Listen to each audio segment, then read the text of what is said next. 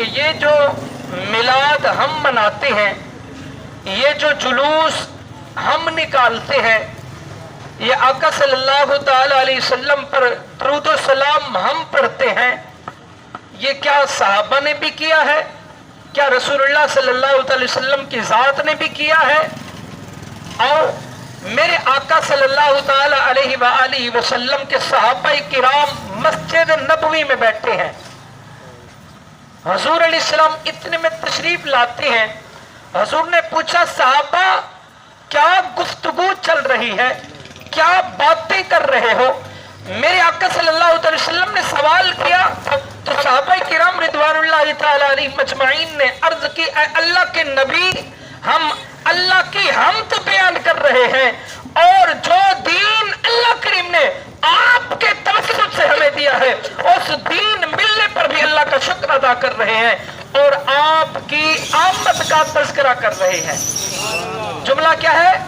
آپ کی آمد کا، اللہ کا یہ شکر کیا کہ مولا تیرا شکر ہے، تیری تعریف ہے، تو تعریفوں کے لائق ہے، پھر جو تو نے ہمیں اسلام دیا، جو دین ہمیں دیا مصطفیٰ کے وسیلہ سے، پھر دین ملنے کے بعد جس کے توسط سے، جس کے وسیلہ سے ہمیں دین ملا، اس وسیلے والے کی بھی آمد کا تذکرہ کر رہے ہیں۔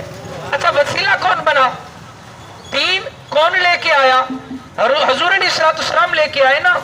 تو پھر اللہ کے حبیب نے فرمایا، اے صحابہ اس بات پہ قسم دے سکتے ہو، اس بات پہ کہ واقعی تم آمد مصطفیٰ کا تذکرہ کر رہے تھے، حضور علیہ السلام کی آمد کا تذکرہ کر رہے تھے؟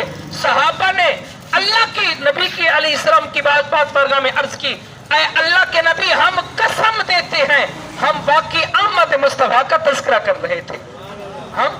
ہم یہاں کیا کر رہے ہیں؟ ہم یہاں کیا کر رہے ہیں؟